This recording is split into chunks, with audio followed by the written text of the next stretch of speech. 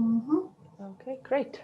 So hello, everyone. Mm-hmm. Welcome to the second event of this year of the Latin Association of Anthropologists. And this time the event is a little bit different simply because it takes place during the day instead of the evening. So we couldn't really kind of anticipate the number of people who would be able to come. And so I'm super happy to see everyone here. And by the way, I'm Ieva Puzo, the chair of the Latvian Association of Anthropologists, and I'm super excited to welcome here today Alīse Donnere, who will be giving a talk on the changing temple events in contemporary Japan. And Alīse is a religious studies scholar, and kind of this intervention shows our commitment, the commitment of our association to interdisciplinary conversations as well. As I stated before, this event is being recorded and will probably be put on YouTube later. So if you do not want to appear in the recording, maybe just change your name on the Zoom screen. So allow me to introduce Alīse, our today's speaker. So Alīse Eishō Donnere received her PhD in religious studies from Tohoku University, and she now works at Tohoku Gakuin University and continues her research on Jizō and other imagery used at modern Buddhist temples. Her academic interests include modern temple Buddhism, the role of non-Japanese nationals in Japanese religions, the role of gender in folk Buddhism, and the history of religion in Japan's Tohoku region. And she also runs a YouTube channel where she provides accessible information on Japanese Buddhism in Russian. You can find links to her YouTube channel in the information that we sent out and on the event Facebook page. And just a couple of notes about how we're going to proceed. Alīse will give her talk, and that will be preceded by that will be followed by a Q&A. So please keep your microphones muted during the talk, and after the talk we can turn them on and turn on our cameras as well, and share our thoughts and questions and comments and stuff like that. So just maybe hold your questions until the end of the talk, or write them in the chat box during the talk if you don't want to forget that stuff. Okay, great. So without much further ado, Alīse, the floor is yours. Okay, hello everyone. I'm really glad to see you all today. And okay, so I was already introduced by Eva, and well, what can I add? I was mostly dealing with statues in modern Buddhist temples, and but today I decided, because this is an anthropology, maybe I should talk more about peoples and about statues. Although you can imagine that even if we talk about statues, it's actually about people. But I have one more topic that I was researching. It's temple events. And today I want to introduce, by using several examples that I came across, how do temple events change and why? But before I start, I'm quite curious on how much do you know about modern Japanese Buddhism? So can you give me maybe some facts about Japanese Buddhism that you know? Anyone? I know that's a professional defamation. I can't stop thinking about you as students, but anyway. Yes, I can see people submitting. Nothing, nothing.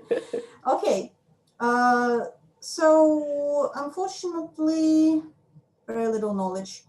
Well, unfortunately, I don't have so much time to just start from the very beginning, but some things that you definitely need to know about Japanese Buddhism, yeah?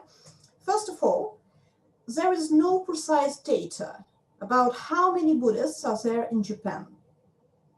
So if you look at several surveys, you will see that depending on the question, you can get 20% or you can get 60%. So if you ask people straight in their faces, are you practicing Buddhist? You will probably get that 20%. If you ask, for example, do you have a Buddhist altar at home? Are you affiliated with a Buddhist temple or something like this? You will get 60% and maybe even more. But anyway, even if we go with that 20%, Japan has the third largest Buddhist population in the world. So yeah, we can talk about Japanese Buddhism. It's about today's modern Japanese Buddhism. It's a relevant topic. And what else do you need to know? Japanese Buddhism is quite diverse, by the way.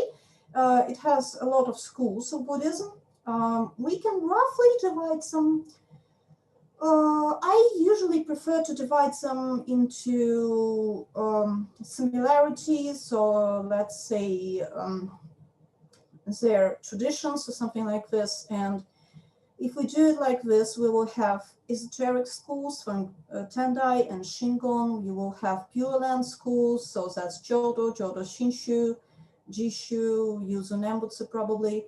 Zen schools, Rinzai, Soto, Obaku, Nichiren schools, and here I will have to put not just Nichiren Shu or Nichiren Shoshu, but new religious movements like Soka Gakkai, Rishoko, Seikai, Kenshokai, etc. But even if we divide them like this in doctrinal terms, it's quite tricky. Because they mix together, they influence each other, so it's not so so easy to say how do they look like. But let's think about an average Buddhist temple. Can we somehow come up with an image of an average Buddhist temple? Yeah, probably we can. And I'm pretty sure that you have an image of Buddhist temple, Japanese Buddhist temple in your minds. I don't know how about you, but before I came to Japan, I had something like this in my mind, yeah? Kinkakuji. And when I came to Sendai and I started my research, that's what I found. Can you find a temple?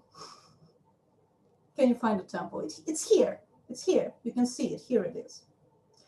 But what is more important, there is a cemetery, a very big cemetery. There is a big territory, outside territory with different objects. And yes, there is a temple surrounded by it all.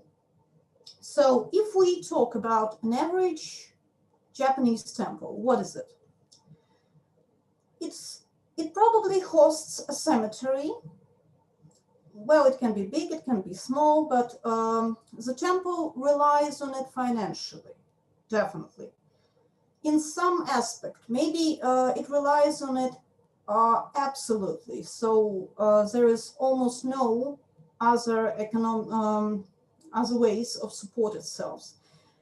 Or it can rely partly, but anyway. So it gets money from the cemetery. Yeah, it's supported by parishioners, tanka. There are from 30 to 150 families, usually, but again, this is an average temple. There can be less danka, there can be even zero danka, zero parishioners, and the temple is just supported by people who come and order rituals. It can be possible. Or there can be even more parishioners, more families depending on the temple, more families who support the temple. But I must say that I haven't seen. So the biggest quantity of parishioners, of parishioner families, was 150 or so. And usually this temple is governed by an abbot. Yeah, it's always governed by an abbot, of course. And this abbot is male, probably. It can be female, but I would say maybe some up to 80% or more. Abbots are male, and his or her family. And this is, I think, maybe for some of you this can be a shock, yeah.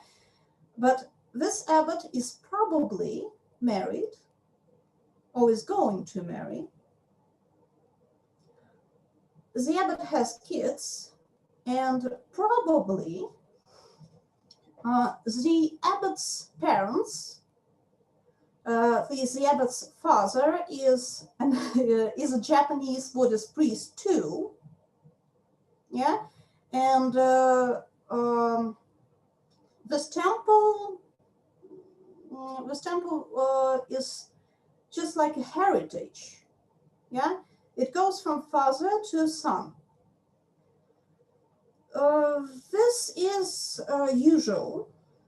This is definitely usual. So in almost every Japanese Buddhist temple, you will see this kind of abbot who got the temple from his father and is going to, again, so transmit the temple and all the duties to his sons, usually sons. Daughters, it's a little bit different. So again, temple activities, what kind of temple activities do we have? They differ from school to school, but the cemetery, again, we're talking about the cemetery, it's visited on 3 occasions. It's Higan, and there are 2 Higans. It's March and the second half of September, and Obon, August in some parts of Japan. In some parts of Japan, it's September. So these are occasions. I don't know if we can call them festivals, not festivals, maybe just events, when people come to the temple to pay homage to their ancestors. And here I want to show you one thing. Here it is.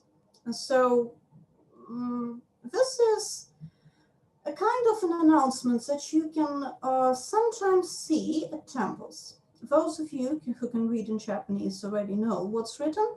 So what is written here? To those who come to visit the graves, please, let's pray to the temple's Honzon, the main statue, first, and then go to your ancestors' graves. So what can we see from this announcement? Come on, I'm waiting for your suggestions. What can we see here? What do people usually do when they come to the temple on Higan and Obon and all these events? What do they do?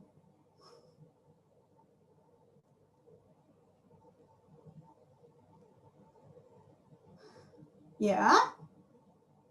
Yeah, they pray, of course, but where do they pray? Where?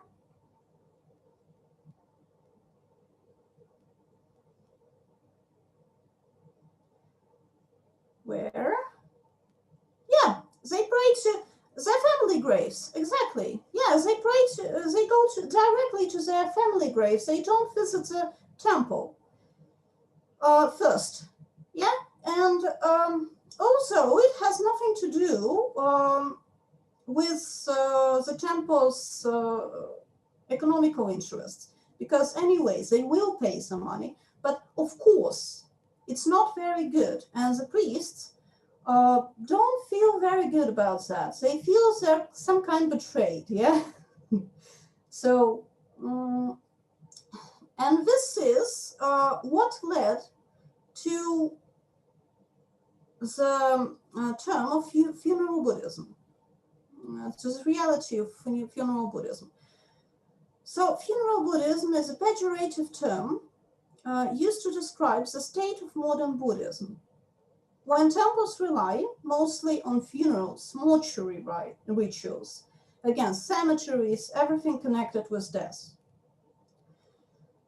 It's not 100% sure, but probably it was coined by Meiji University professor Tamamura Taijo.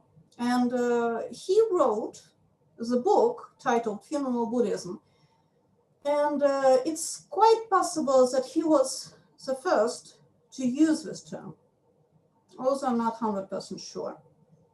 But anyway, Tamamura Taijo was actually a priest himself. It wasn't an outsider critic. So he lamented what is happening with Buddhism in nowadays Japan, and it was 1960s, and nothing changed since then. So this term is used by Buddhist priests themselves, and it is connected to activities meant to revitalize modern Japanese Buddhism. So usually if you hear a priest, Japanese Buddhist priest, talking about funeral Buddhism, you know that this priest probably has something in mind. How can we change the state? And honestly saying, I haven't seen people, priests who say that they should stop dealing with death at all. I haven't, maybe there are these people, but I just haven't met them and I haven't heard about them. Basically, because this is the things that Japanese priests are usually doing, mostly doing. They don't think about stopping dealing with cemeteries, refuse to chant sutras at funerals and all that stuff. No, they just start relying more on temple events that are not connected to death. So they usually say, let's put more emphasis on some more jolly events. And what kind of temple events are there? They are not connected to death, mourning. There can be some annual events, for example, festivals, of course, and but festivals are too noisy, too loud, too many people. So probably it's better to concentrate on more regular events. If you really, really want to spread Buddhist teaching, yeah. So it's better to concentrate on some things that where at least you can talk to everyone in the room. And here goes Ko, what we are going to talk about today. Temple events called Ko, usually dedicated to kind of a bodhisattva or Buddha. And what is Ko? There is a problem with this term because it's very, very wide. So it can refer to a group of people who have the same goal, or it can refer to an event held by a group of people for religious and social functions. They can fulfill religious functions, but there are cores that fulfill only social and economic functions, or it can combine both. And religious core can usually have a connection to a certain temple, but they can be independent as well. So no connection with the temple. So today we are going to talk about religious core held in a certain temple. And as I researched Jizō core, today again I wanted to concentrate on Jizō core, those dedicated to Bodhisattva Jizō. So have you heard about Bodhisattva Jizō or something? Maybe? No? Okay, so let's start with Bodhisattva Jizō. First of all, it's one of the most prominent folk deities in Japan, the folk deity. So probably if Japanese think about religions, they think about Jizō first. And statues of Jizō can be seen in almost every temple in Japan. Maybe if you come to Jodo Shinshu or Nichiren Shoshu, you won't see them there. But actually, I have seen statues of Jizō in Jodo Shinshu temples. So even in temples that rely only on one object of reveration, sometimes you can see Jizō statues. Jizō is different and can be can be differentiated from all other bodhisattvas at once, because it appears in the form of a monk or a nun. It's really hard to tell. So it has, I will show you the pictures a little bit later, dressed as a monk, and actually maybe it looks like an average human being. Let's put it like this. And the functions of Jizō are really multiple. Jizō is regarded as a protector of children, women. It's a savior from hell. It's a healer. Jizō is dealing absolutely with everything. So very unique and maybe very universal at the same time. So we will talk about core affiliated with Jizō. Of course, there are a lot of them, but I decided to choose 3 that should have been very similar, because all of them are dedicated to Jizō. All of them are from the same school of Buddhism, Sotoshu, and all of them are in Sendai, in one city. Yeah, so let's see, are they the same or are they somehow different? And first, we will go to a temple called Dokeiji. It's a small rural temple, and Dokeiji hosts several Jizōs. It has its main statue is Jizō, but unfortunately I couldn't take a picture. It has this amazing Jizō called Naki Jizō, and it means crying Jizō, or maybe Jizō that deals with cries. And in fact, it deals with cries. It deals with, in previous times, it was regarded as a statue that can prevent children from crying at nights. Yonaki Jizō, so Jizō who prevents cries at nights. And this is a statue. You can see this red hat and red bib. These were made by some believers, local believers, and I couldn't find out who brought this. So it looks like very, very small. You can see it's very, very small shoes, yeah? Geta, like very, very small ones. I couldn't find any information about who has made it, but it seems like they are new. And people are bringing more and more. Maybe it's one person, maybe several, but no one spoke with me about this tradition. And now, again, this is not the only Jizō. In Dokeiji, there are this amazing group of statues, and very, very, very popular among locals. It's called Ayashi Jizō. And Ayashi, it's very interesting, because the place where the temple is located is called Ayashi.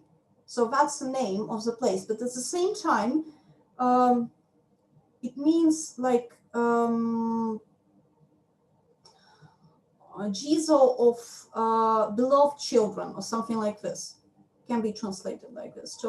So this one is very interesting too. And what was this Dokeiji Jizōko? It took place twice a year, on 4th April and 4th November. 60, 70 people were participating every time, mostly parishioners, but not exclusively. The majority of participants were seniors, and newcomers are usually introduced by the abbot. All people were from the same Ayashi area, or they had previously living in there. And this was definitely an event. People who come, they don't identify themselves as members of Jizōko. They identified as people from Ayashi who just gather in this temple. And what do they do when they gather? So I won't go into details because I know that people don't not so into Japanese Buddhism, but if we look at the ritual part, it's very, very easy and simple. They read Heart Sutra and Shushogi because these two sutras are always read at every occasion in Sotoshu. And they offer incense sticks. Then it follows by abbot chanting some tarani and mantras. So then there goes a brief sermon, and mostly it's about things that happened in 6 months from the last Jizōko. And that's all. And if it's in spring, so it happens 2 times a year, and if it's in spring, it's usually combined with Hana Matsuri and other events, that's Buddha's birthday. And they do some activities that are usually associated with this Hana Matsuri. Like, for example, they have a small Buddha statue, and they are pouring some amacha, so that's a kind of sweet tea over that statue. So the ritual part is very, very easy. And after that, after this ritual part, they go to one more, they go to the hall dedicated for parties. And there they have some small party with drinks and food, with free talk. That's all. That's all that they do. So here you can see photos, and unfortunately that was the only place where I could take normal photos. So you see people, how many people are gathered, yeah?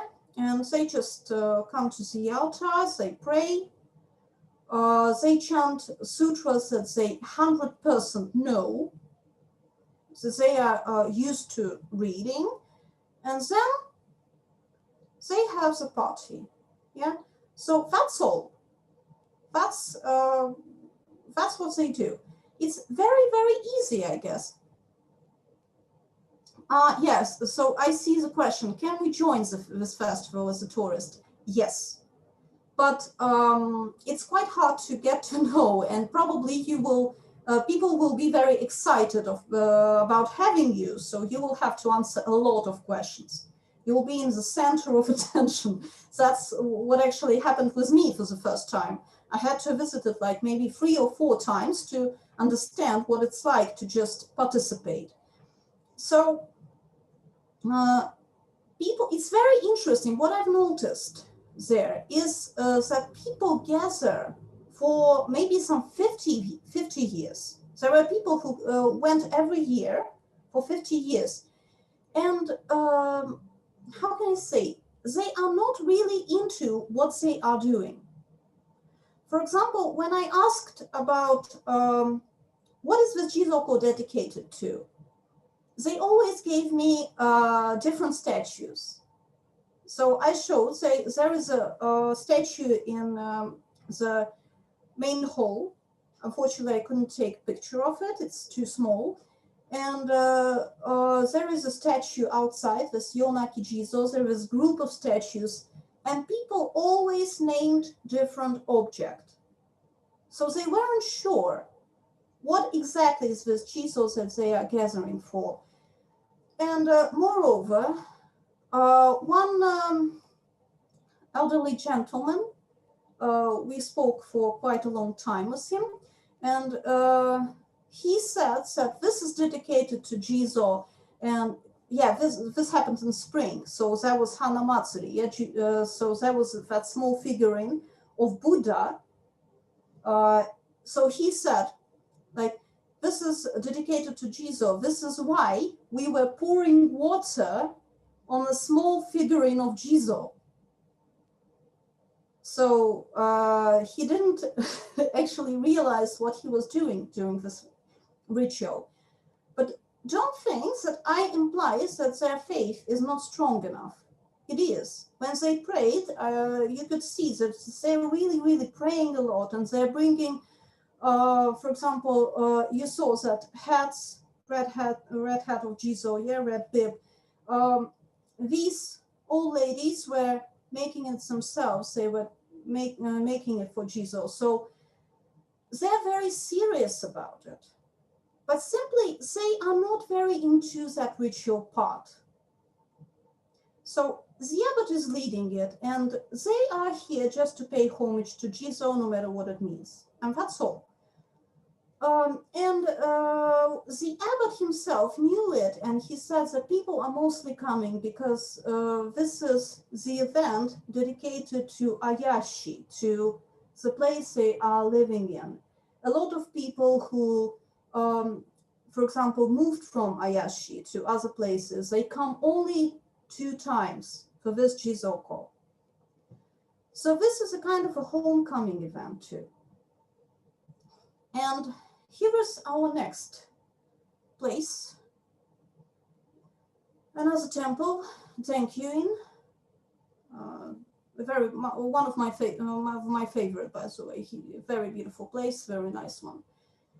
And this place has again one major statue, Zenkin Jizo. This one is known as a healer. It heals several diseases and grants a long life. And again, there is a Jizō, and this time, this is not just an event. This is really a group of people. It takes place every month, except for September, when September is too busy due to Higan. And 10 people or so participate every month. All the participants are women. And they're in their 60s, so maybe a little bit more. Almost all of the participants have taken their precepts, Jukai. So they are really, really engaged Buddhists. And they often help abbot in some other temples activities as a Jizō. So they have this identity of members of Jizō. They understand that this is very serious, and this is really a group of people. So new members are usually invited by participating members, and there are almost no chances of somebody from a side to come across this Jizō. No notification, no nothing. But what do they do? Pretty much the same as a ritual part, yeah? So, yeah, they do some things that are usually not done. For example, they chant Sankirai Mon, but again, sometimes it is done. They read the same Heart Sutra, they read the same Shushogi. And the majority of their ritual part happens in Jizō, in the sanctuary of Jizō, where they offer incense sticks. And then, again, they have a sermon by the abbot, but this sermon takes place during a tea party. Usually, the abbot just reads something from a monthly journal to them. There is a monthly journal, Zen no Tomo, from this Soto school, and Zen's friend. Yeah, so he just reads something and they discuss it. And along with the abbot, his mother and his wife are also participating in the tea party. And you can imagine, these are women, yeah? So they're 70s and 80s, the majority of them. And his mother is the same age. So in fact, she is the one who leads this Jizō. She is talking. When they have this tea party, she is mostly talking. She talks about everything that she wants to talk about, and her friends, the members of Jizō, again, talk with her, not with the priest, and with the abbot. And I had one private talk with this abbot. He's young, by the way, he's in his 40s, and he said that he really would like the participants, with Jizō members, to understand that they should put emphasis on being like Jizō. They should think about Jizō as their the ideal Buddhist. But once and again, he always hears them praying to Jizō and saying something like, please grant me long life, something like this. And he feels very sorry for that. It means that they don't get that message from him. So yeah, that's Zenkin's Jizōko. And the last Jizōko that I want to, traditional Jizōko that I want to talk about is in Genkuan. It's interesting, but Genkuan is really next to Zenkyuin, the previous temple, but they have no relation at all. They refuse to talk about each other. So I think the relationships are not very good. And in Genkuan, there are 6 Jizōs and this kind of statues, and there is one big Jizō with a child. If I have time, I will talk about it a little bit, because here I think it was a little bit tricky. So what do they do? First of all, this Jizōko is a part of Aki Higan, autumn Higan, so it's a time when people actually come to the graves. It takes place on 18th September. Participants are 10 senior women, and they are members of Baikako. This is a religious choir of Sotoshu. And this Jizōko was actually a kind of an event of Baikako. So they didn't have this identity of members of Jizōko. They were just members of Baikako, so members of a choir, and that was one of their events, nothing more.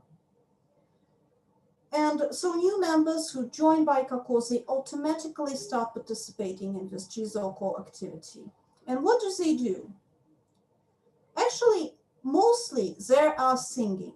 They are singing. So if I have time, again, I will let you hear something. How does it sound?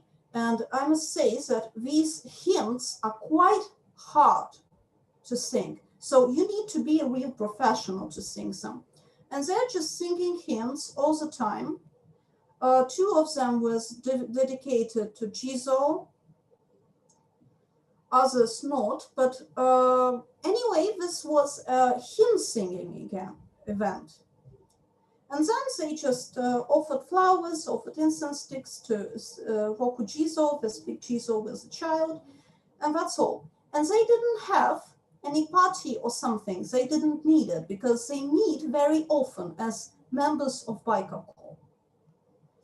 So, and I had an impression that, how can I say, at time that partly this was an event for them to train.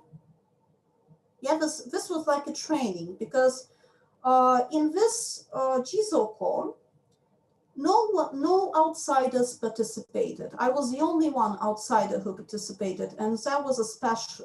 That was some kind of a special event for them, and no one else, just the priest and them. So that was a kind of a possibility for them to just practice their singing skills without anyone else. Yes, so here are 3 traditional Jizōko, yes? So the first one was in Dokeiji, that fun event. Second one was in Zenkyuin and Genkuan, yes? So here's my question to you. What can we say about Jizōko from these events? How do you think? Any ideas? What can we say? 3 events, yeah? So all of them Jizōko, all of them from Sotoshu, the same school of Buddhism, same place. Are they similar?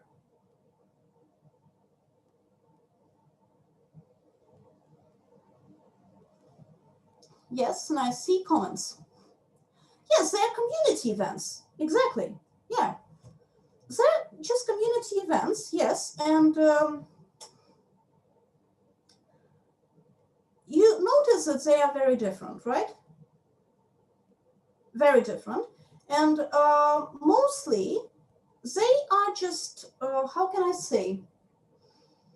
They are just events that that are tailored to the needs of the community. They share the name, but they are absolutely different. So Dokeiji needs a kind of an event where people can come together. Yeah, when people can come together and spend time. So Zenkyuin is really using it as an opportunity to get this at least 10 people who will be affiliated with the temple, who will always come to the temple, help it at any events. And this is Jizō for them.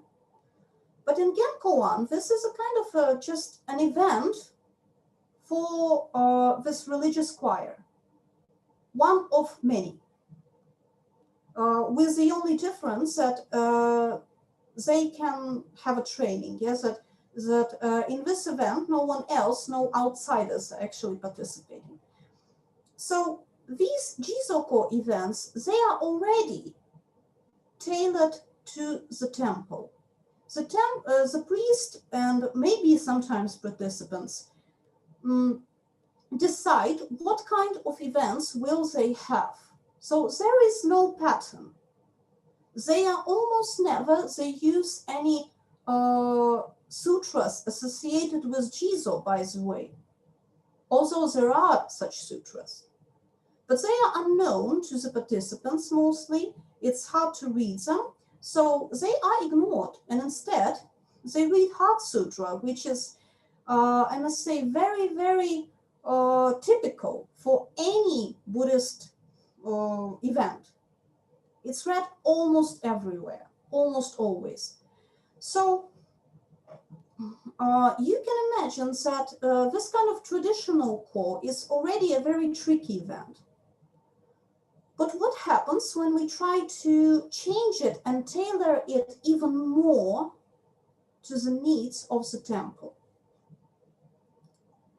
And this is what happens. So I think you noticed again that the most active participants in all the times were women over 50. Yeah, in all the events. And I know there is an image that people try to get younger, yes, that priests try to get younger people. But in fact, I wouldn't say that they always do, because young people are complicated. They don't have time. Yeah, they don't have time. They have jobs, they have kids. They can't dedicate more time to the temple. They want to come on Saturdays and Sundays because they work. Yeah, they want to have active events. They want to be very, very into it. And local temples cannot give them this opportunity. So they really try to concentrate on drawing people who are already willing to go to the temple, women over 50. So they want to get more elderly people in their temple. So how can they do that? They can adapt their activities to the taste of their target auditory, yes? So they have their target auditory and they try to tailor, adapt these activities. And there is a concept, by the way, in Japan. Maybe if you've been there, you can see a kind of maybe otonazashi, yes? So grown up magazines and all that stuff. It's not something pornographic. It's magazines for people over 50 and 60, grown-ups. Yeah. So this is just a very polite way to say people over 50 or 60. And what is this otona lifestyle in Japan? I mean, it's freedom because they don't have to work anymore, especially when they're over 60. Yeah, it's activeness. They have to stay active. And let's say maybe maturity. They use quality products. They can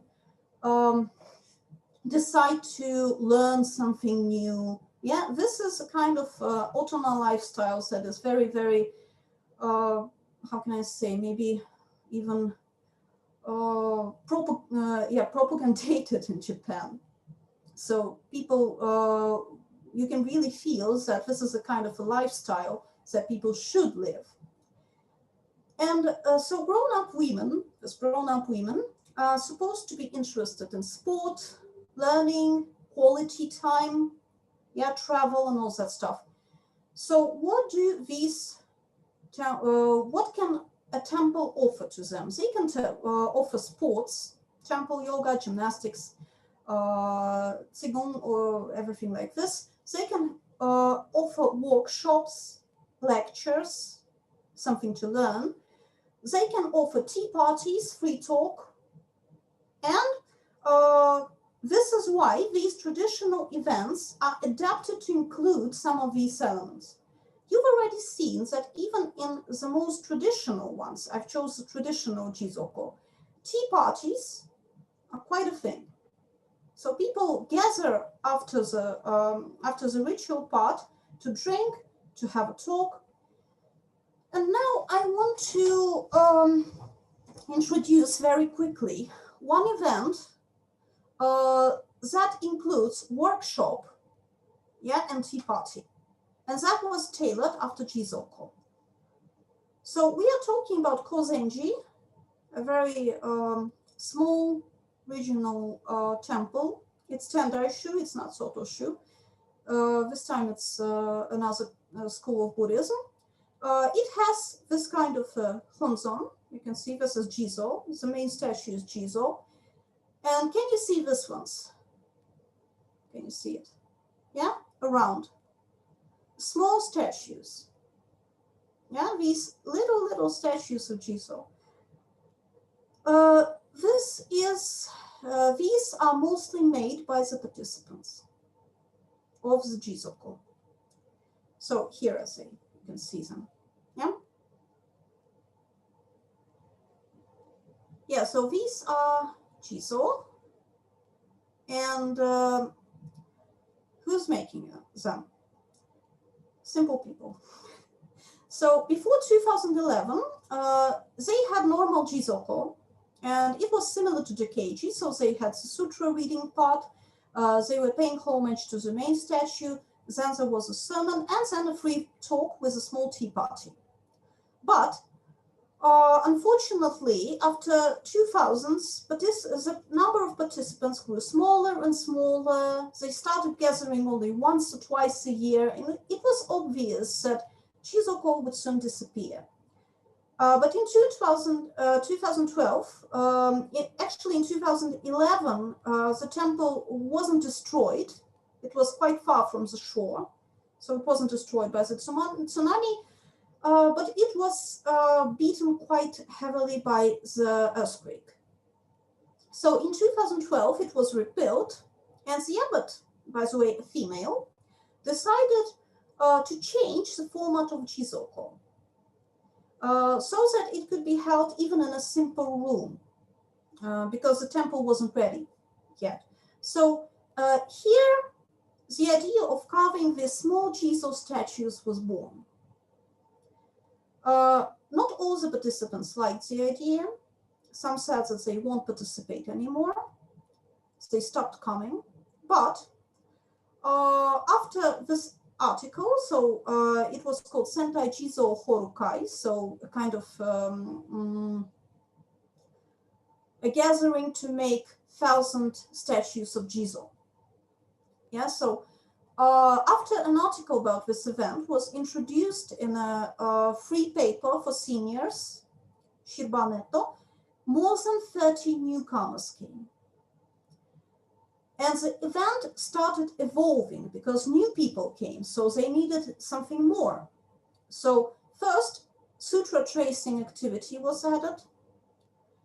Then participants now spent almost the whole day at the temple, and the abbot started cooking vegetarian lunch for them. The abbot really loves cooking. So participants were interested in this vegetarian food, and the lunch became more and more elaborate. And right now, not right now, unfortunately, we will come to that a little bit later. So they had now even a tea party because the food was left, and it was and people needed 2 times to eat it all out. So now it evolved into an event where people spent the whole day at the temple. Yeah, I want to show several photos of how it happens. So here's a sutra tracing activity. Yeah, and by the way, it was until recently it was led by this person in the background. It's the abbot's friend. She's a nun, but she's not from the same school. She's from Sotoshu school. And the temple is Tendai school. So people are tracing sutra. What do they do next? They have lunch, and they take as much as they need themselves. So yeah, I was very excited because, to use especially photos from this day because they had vegetarian spaghetti. Yeah, so it's not always about traditional food.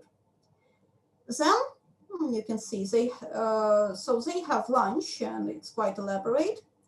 After that, during the lunch and after that, they just talk and talk and talk. It's a free talk event. This is the abbot. It's a friend, one of the participants. So after that, they clean the table. Everyone all together, they clean the table, and they start doing the carving. So here are the statues, uncarved yet. Yeah, and this is my kit, by the way. You can see that I'm not very good at making statues, but I try to evolve. So yeah, all the materials that you need, you can see that you need quite a lot of materials, quite a lot of instruments to make the statue. So everything is purchased. So that's a quite serious activity. And moreover, yeah, you need to buy instruments, of course, but you need to do your own research because you're making a statue. You need to know how to make it. What kind of statue do you want to make? Yeah, so you need to go quite deep into this question. And this is apparently what the abbot wants, for people to get a little bit deeper into Buddhism. Yeah, and yeah, here's the abbot. She was just presented very fun statue, so she liked it a lot. And the next day I saw it at the altar. So the statue was very, she became very fond of that little figurine. Yeah, and what comes next? Yeah, this is a carving, process of carving. As you can imagine, this is not very easy. So they have to learn. They have to come at least, not once. You cannot make a statue once. So you have to come at least 5 times to make your first statue. And after that, people just gather around the table again for a free talk party. By the way, this is the one who actually teaches how to carve the statues. And again, he is a priest, but he is a priest from, again, another school, Jodo school. So 3 priests from different schools participate in this event. So what is very interesting about this event? This is very active, yeah? And it allows participants to feel like Bushi, so Buddhist statue carvers. And they have to really go into that. They have to make their research. They have to ask the abbot, for example, what does that mean? If I make the statue look like this, what will it make? What will it mean? If I carve, for example, a flower in its hand, what will that mean? So they have to ask a lot of questions. So it implies free talk, free participation, and it creates very deep bonds between the participants and the temple, because people come not just once, not just twice, they come every month, and somehow they get involved. They almost always they stay at the temple. They come to other events, so how can I say, they get hooked, yeah? And it creates an image of a friendly Buddhism, accessible temple, a temple where you can come, where you can talk about your problems. You will be always welcome. This is an absolutely, how can I say, very rare image of Japanese Buddhist temple, because you remember, yeah, people come to their ancestors' graves, not to the temple, usually. So it grants the abbot, another priest participating, a possibility to talk more about Buddhism and its values. They don't have ritual part. They have a part where they can speak about anything, literally anything. So this is a kind of an absolutely other event that is much more appreciated by the abbot than the previous one that she had, a normal, typical Jizō, because now she has a free access to the participants.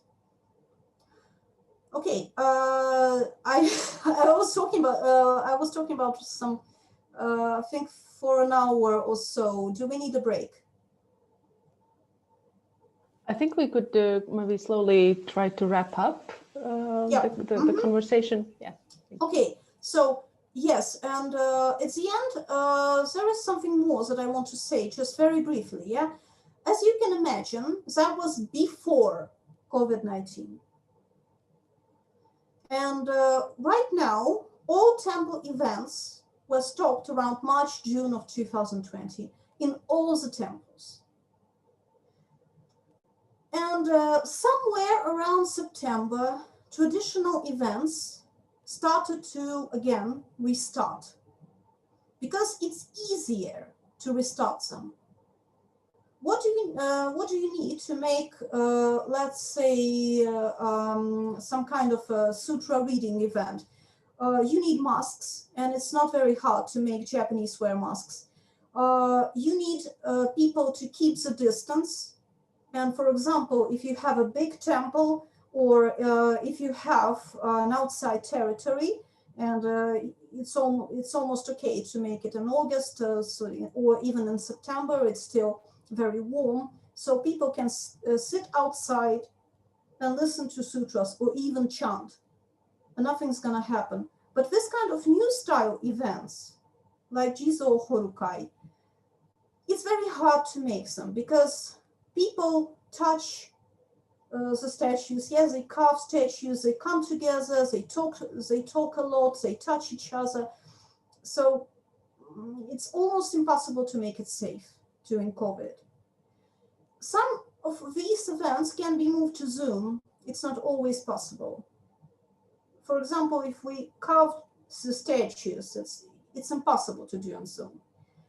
And the participants are probably quite old. Yes, so the age of participants again makes it impossible. So I think it's too hard And we don't know what is going to happen from now on. I have my optimistic scenarios.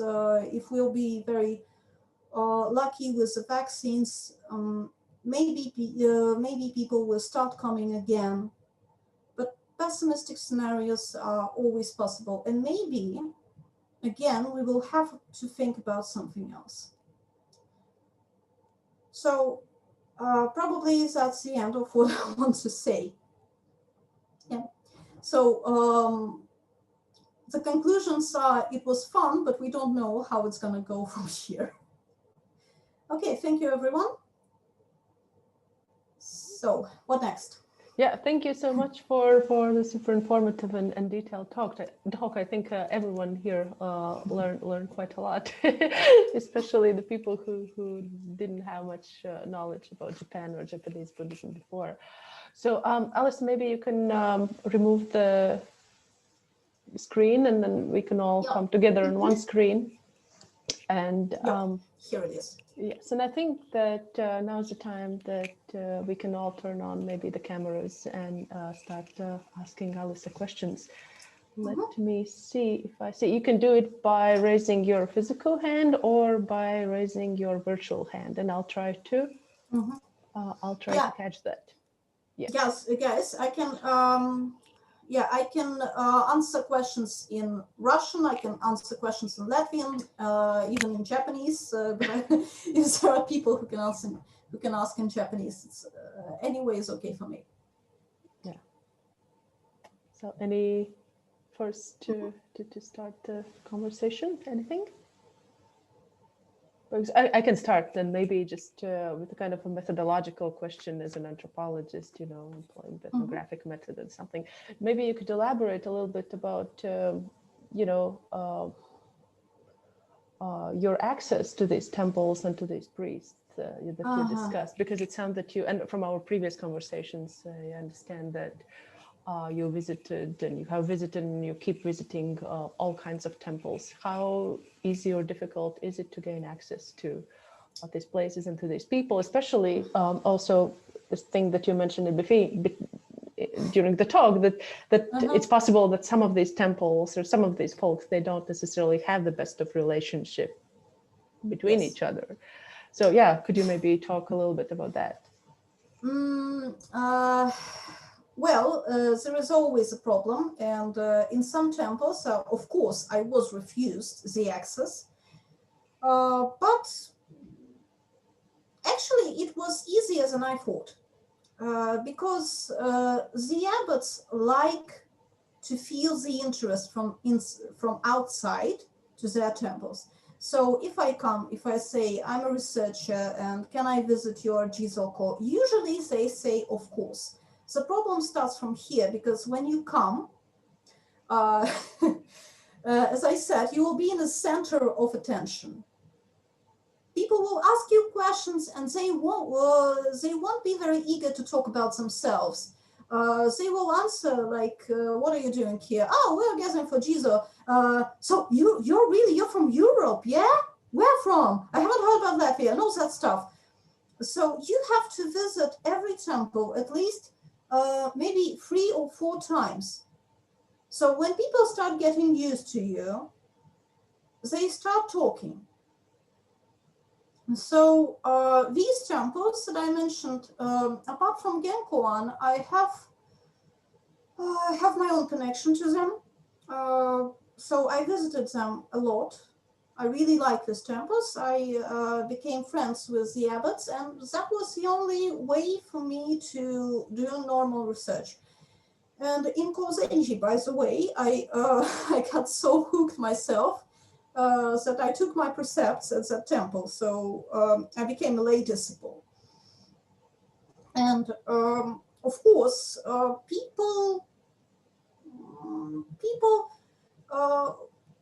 well, there are different people, but mostly everyone is very excited about having a research performed in his or her temple. So it's not very hard to get in. Yeah, but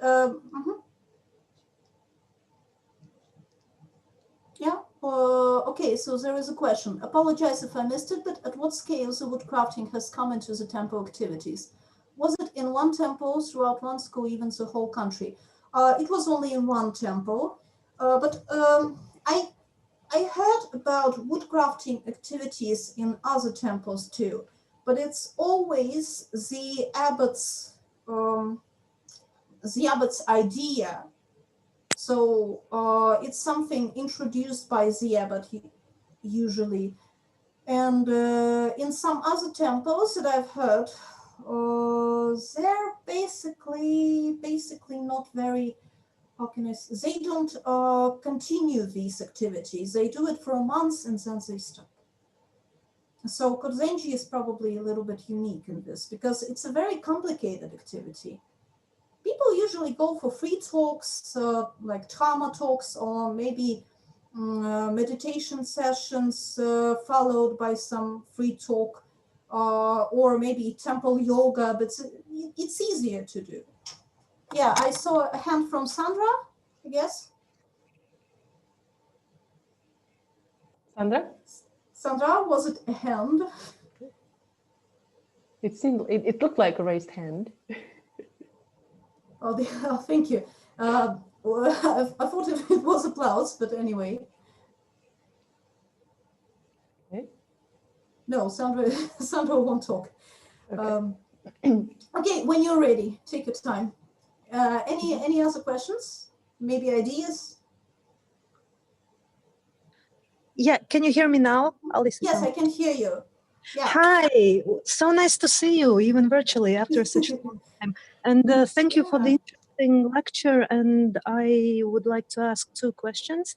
And the first one would be, from anthropological point of view, were there any difficulties in communicating with these folks, these people who participate in Ko and such, like after you got to know them and were accepted as maybe part of their community, or partially accepted, like, I don't know, I'm imagining now. Yeah, and the second question would be, could you maybe, if the time allows, tell us a little bit more about how you got a Buddhist name? Because I notice you have one now, and I'm kind of interested in all that. Thank you so much. Okay, thank you. So I'll start with the first question. Of course, when it comes to people, there are always a lot of problems. And especially in Dokeji, I had my my first major fail because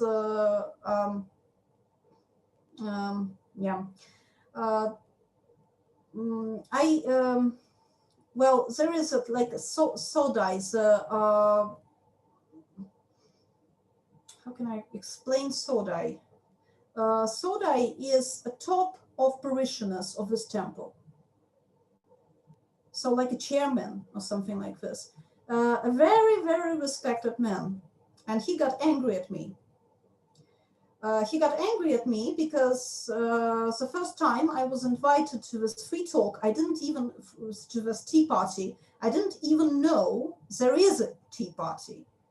So the abbot appeared and just like, that was the abbot's wife. And I decided that maybe I forgot something, maybe something. And I was already dressed. I had my hat on. And I just walked inside because I really thought that I forgot something. And I was led into that hall where everyone is sitting. I was offered beer. So I sit at the table, still not quite understanding what is happening in there. I started talking with everyone. And I noticed that the Sodai is looking at me like this, and I couldn't understand what is happening, what is wrong. So he asks, so you're studying Japanese Buddhism? Say, yes, and probably Japanese traditions too. Say, yeah, of course.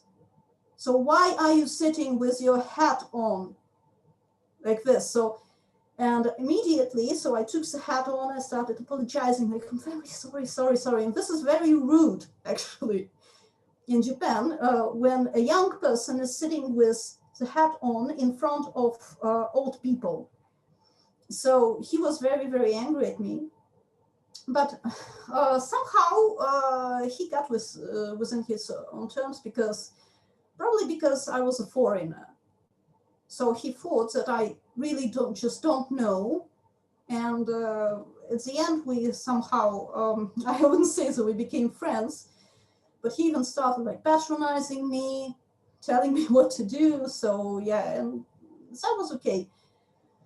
And I would say that in Kozenji it was easier because people who come there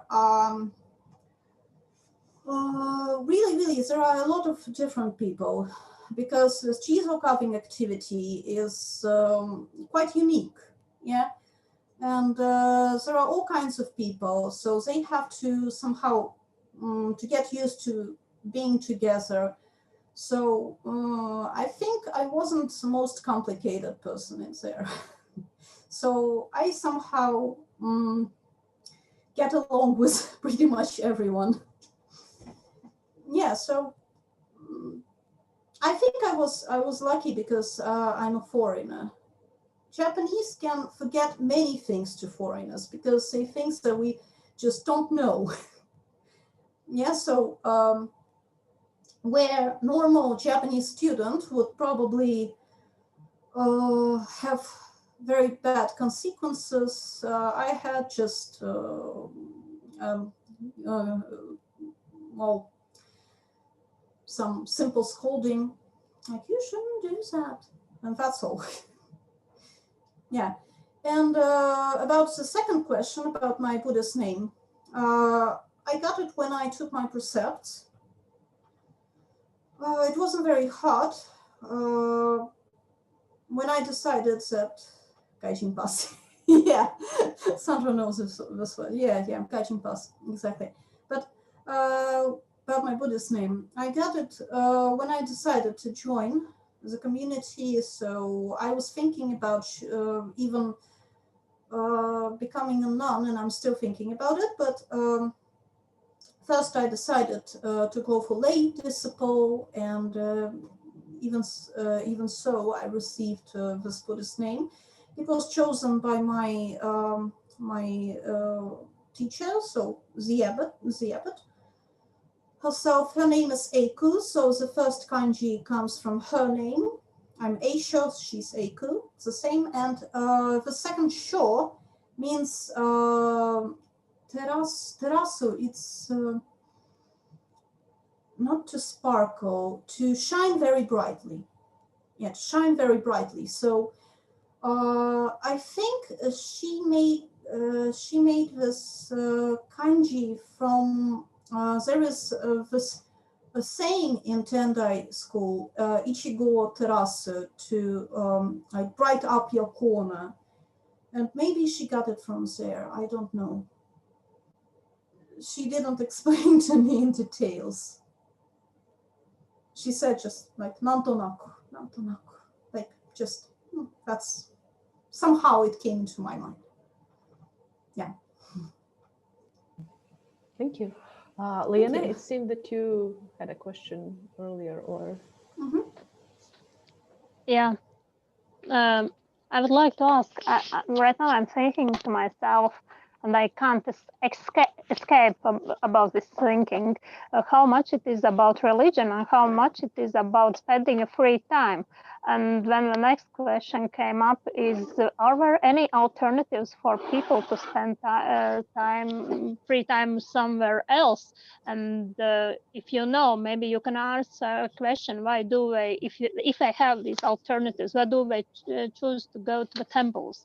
Is it really something, is it somehow connected with religion or some other interests? Why they choose the temples if there is some other alternatives? Very good question, by the way. First of all, it's all about religion, about time spending. I think it depends on people, because I know people who came to Kozenji to carve Jizōs just because they are interested in carving. And normal carving activities were somehow not very good for them for some reason, I don't know. But then they started becoming more and more interested in Buddhism, in the religious part, and some of them even took their precept at the temple. But others come because they're really into this religious part, but they don't know what to do, because in other temples, if you come and say, I'm very religious, I want to be affiliated with the temple, so usually the priest doesn't even know what to do with you. So you can say, okay, you can meditate. I don't know what else. So, but here, the abbot said, okay, so just join us, try carving statues, and we will talk about Buddhism more. And that was more acceptable for them. Anyway, this is a fun activity that can give something more than just fun.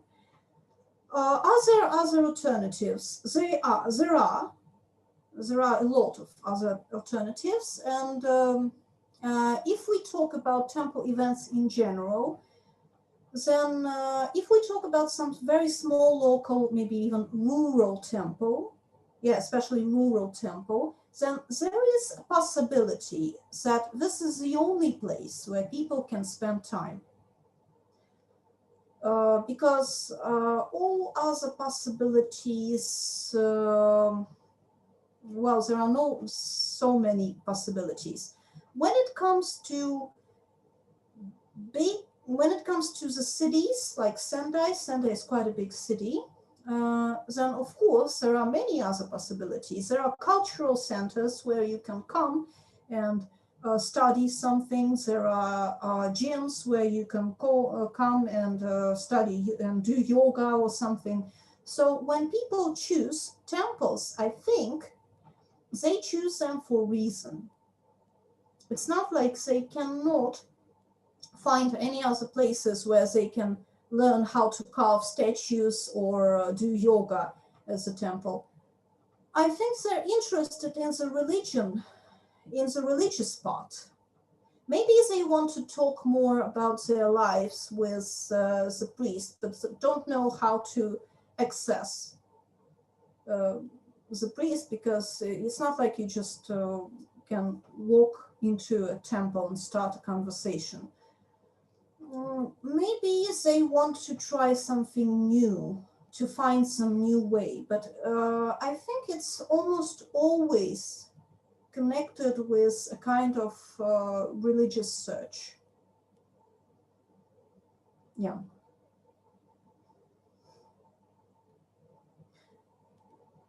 As I said, for example, No, go ahead. As I said, for example, in Kozenji, people who come, they all have their own reasons why they come to the temple. There are a lot of troubled people who want to be surrounded by someone, surrounded by other people. There are people who want to find their own way in life a little bit different from how it used to be. So yes, there always is one more reason, not just I want to carve statues. Yeah. Thank you. Any other questions, thoughts, comments?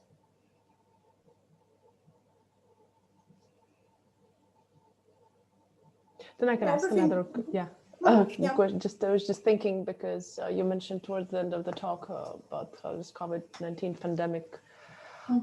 In many ways, it sounds like it may turn out to be a turning point for these temple activities and the way that people come or don't come together in these particular settings.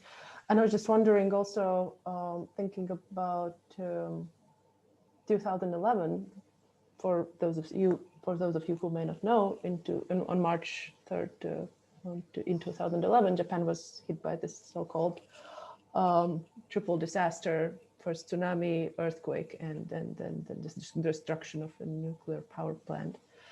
and they destroyed the kind of northern part of Japan, many places. And from what I understand, also one of these temples, or at least one of the temples that you visited as well.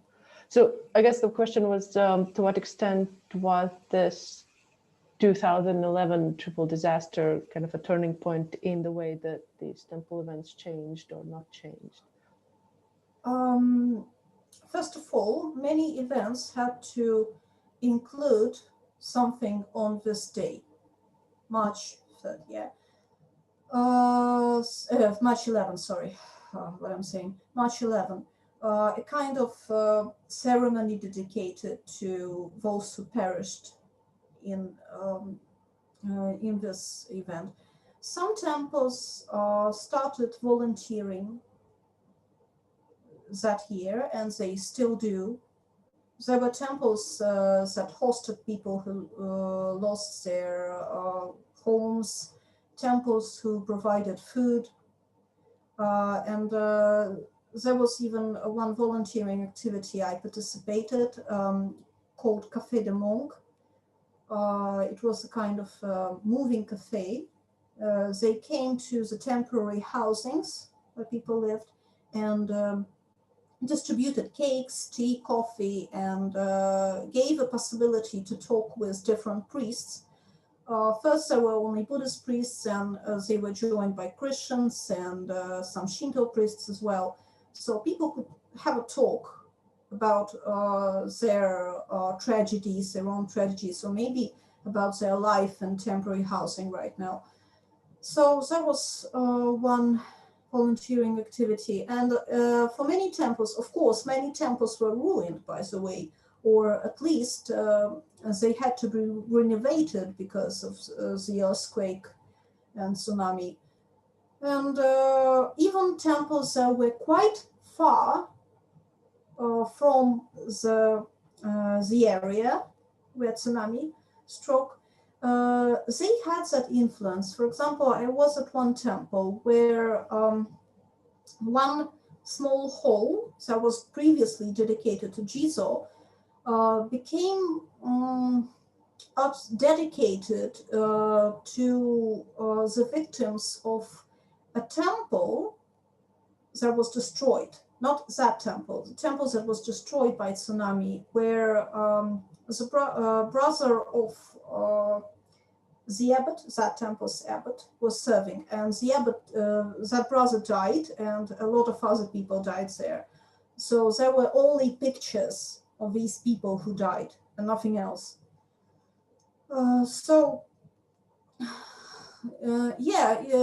You can still feel this influence. People are still thinking about it, I guess.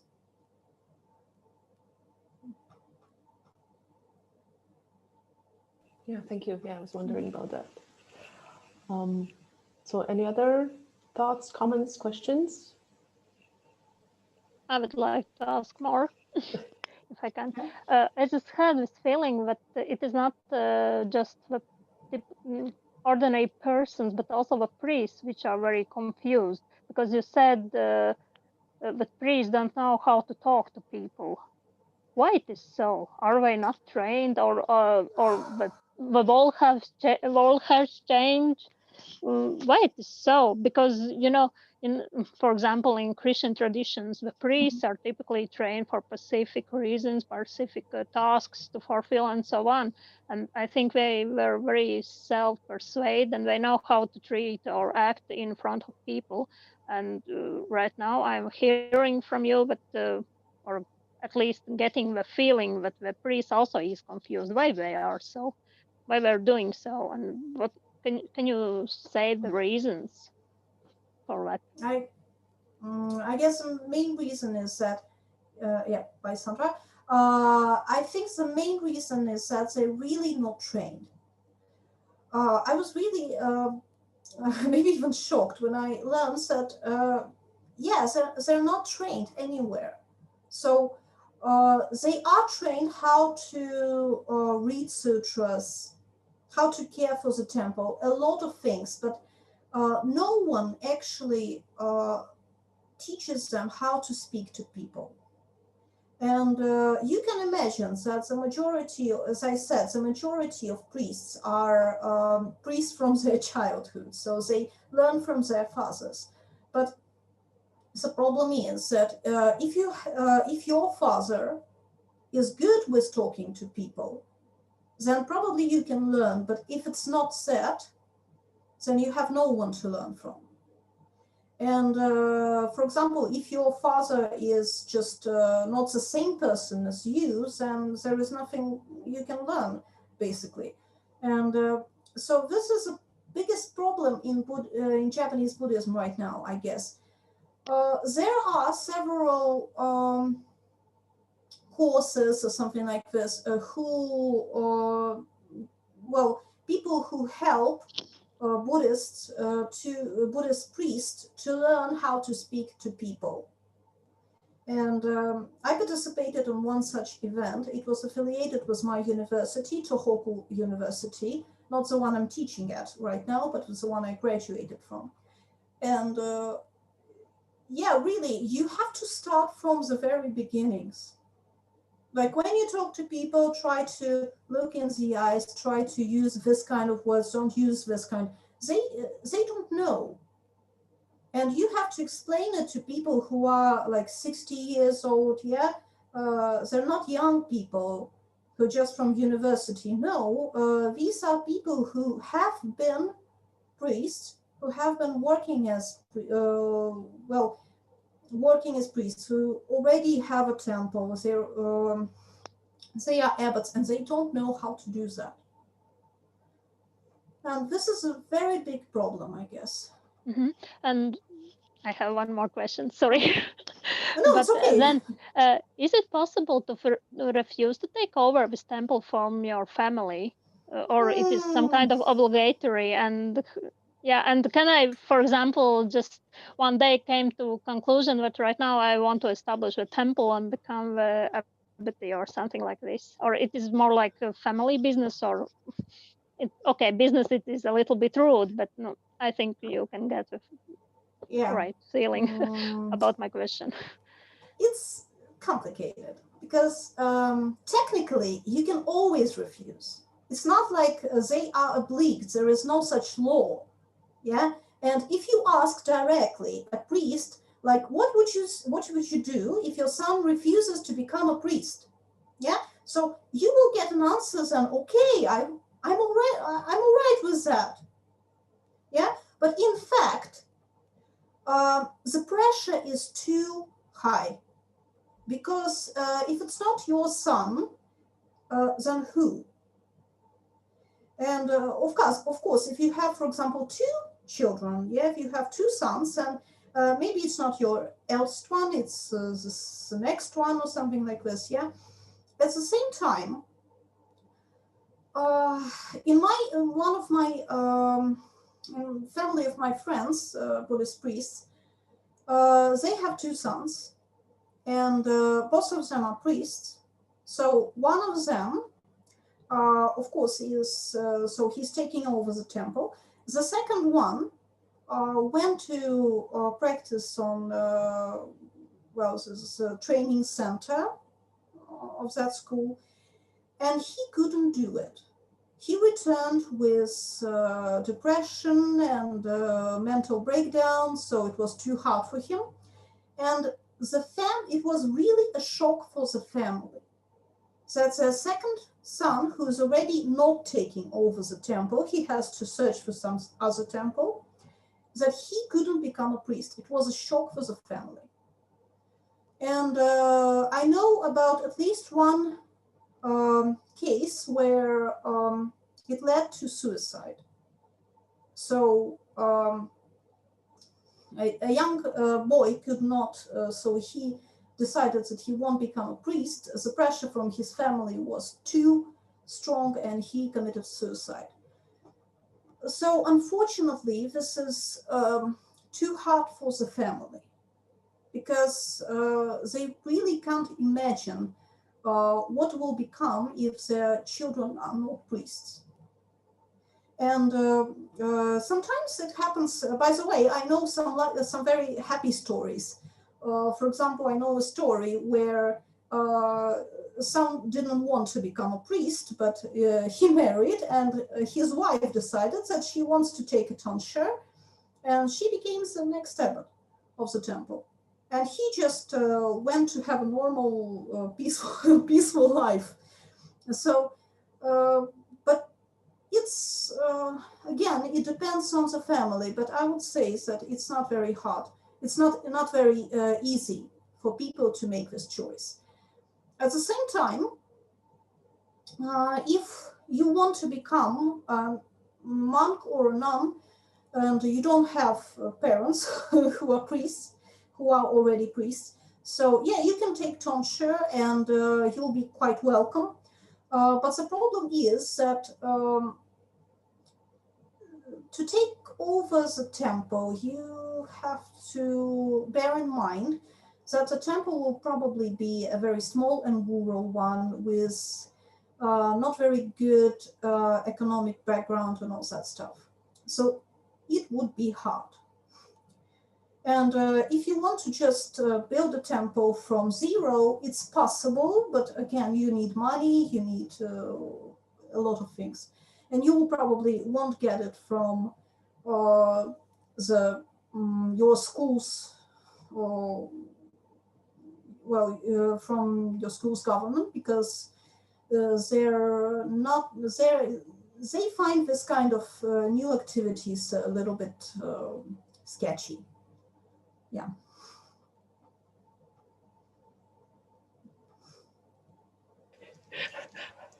Liana, now you can consider and reconsider this path.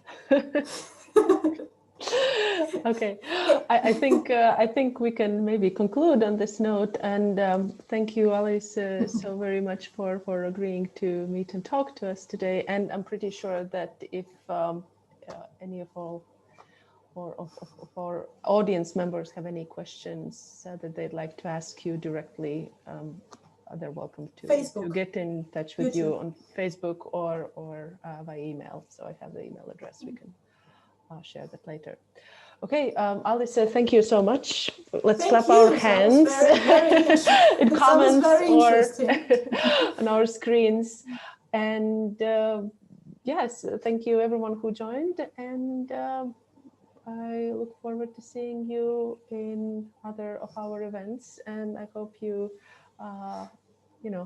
keep in touch with Alīse and maybe follow her activities on her YouTube channel as well. Okay, thank you everyone. I'll switch off the thing.